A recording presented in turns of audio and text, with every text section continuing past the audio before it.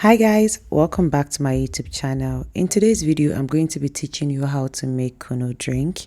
And this recipe here, I learned it from my mother who added a secret ingredient, and I also did well to add my own secret ingredient that makes it even more tasteful. So if today is your first time here, please kindly click on the subscribe button and also turn on your notification bell so you'll be the first to get notified every time I post a new video. So let's get started. So to make your KUNU drink, you are going to be needing brown millet. And brown millet is the key ingredient when making this drink. You're also going to be needing white guinea corn. And I usually use 2 parts brown millet and 1 part white guinea corn. And my mother's secret ingredient to making very tasteful KUNU drink is adding tiger nut. There are different kind of tiger nuts in the market, but I usually go for the big ones. It's always creamier. I add as little as much as I want, but you find the full ingredient in the description box below. So you pour this into a bowl, add all 3 ingredients, your millet, your guinea corn and your tiger nut into a bowl, and you pour water into it. If it is not very dirty, usually I just pour water and cover it up. But because this one here was really dirty, so I took it away and decided to give it a very good wash until the water run clean, just like this. So I'll take this away and allow this to just soak for about 8 hours. Usually I start this the evening prior to the main day that I'll finish it up. So I'll soak it in the evening, then blend it in the morning. And this is my secret ingredient here. A lot of people add sugar to it, but I prefer to add date. But if you're fine using sugar, you can actually use your sugar, but I just love the taste of date in my KUNU drink. So I'll just go ahead to wash this thoroughly as well because it was really dirty. So I decided to wash it, then add some water into it and allow it to just soak in my refrigerator. Make sure you allow this soak in your refrigerator till the next morning as well. And the next morning, I poured the grains into my kitchen sink and then I went ahead to wash it until it was really clean. Normally, I'll blend this in my blender at home if it was just a little quantity. But because this is quite a lot, I'm going to be sending this out to be blended in the local market. And while it was being blended into a pot, I poured water into it and I'll just allow this to come to a boil. And in my hand here, I have my sweet potato and ginger. Sweet potato is one of the very key ingredients when making this KUNU drink. You can use the dry sweet potato if you want. A lot of people actually use the dry sweet potato, but my mom taught me to use the fresh sweet potato, so I'm very confident when using the sweet potato. So I went ahead to peel it and wash it nicely before going ahead to cut it into small sizes. And once I was done cutting it, I'm just going to wash my cloves into it. Clove is a very key ingredient when making your KUNU drink, but if you're allergic to clove or you don't like the smell of clove, you can leave it out. And in my jar here, I have my dates that has been soaking since the previous night. I poured in the water that I used to soak it into it as well. I'm going to be blending it along with the date.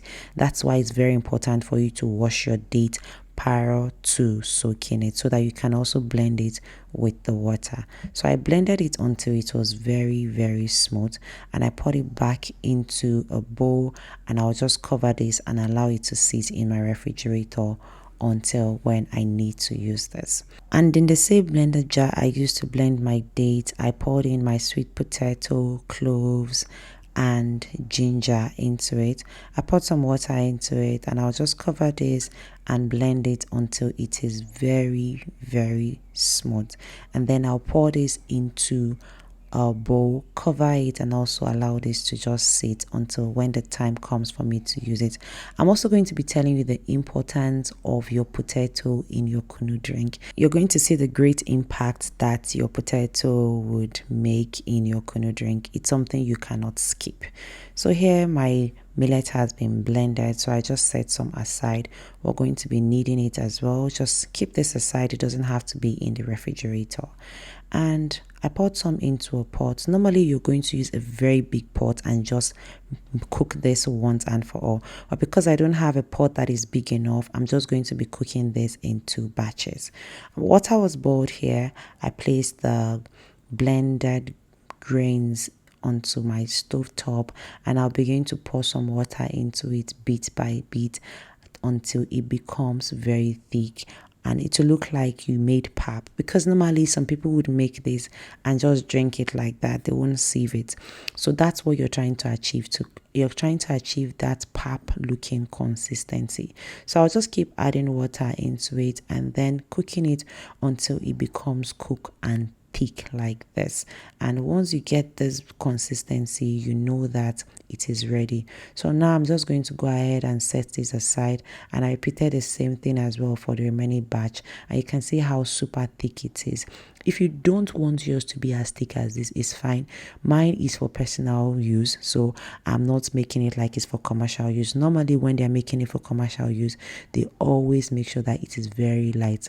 So I poured it into this bowl here, and then I poured the potato mix and the remaining blended grain, and then I went ahead now, and now I'm just going to mix it together to combine, and I'll be setting this aside. And this is the job of the potato. The potato makes it become liquid. If you don't add the potato in it, you just have a pap consistency that would not lighten up.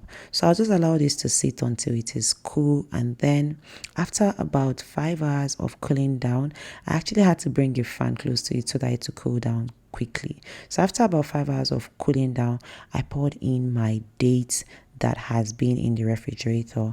I'll just stir this nicely to combine, and then I'll go ahead to start sieving this. So I went ahead to move this aside, and I placed my sieve cloth into a bowl. It's also called a cheesecloth, I believe. And then I'll pour it bit by bit, and I'll start sieving it until it is all done. And guys, you can see how very thick this is looking here. For commercial KUNU, it's not as thick as this. I like to drink my KUNU like I'm having a whole meal, so I like it very, very thick. And after sieving it the first time, I went ahead to sieve it the second time to make sure that it is very, very clear, and I am done saving it. It takes a long time actually. Making KUNU is a lot of work. And then I'll transfer this into my bottles, and I'll drink this for a week. Most of the time I end up giving it out to friends and family because it's a lot. I love sharing my food every time I make it. I don't know why. I just love sharing it. So guys, if you found this video helpful, if you have any question, please leave it in the comment section.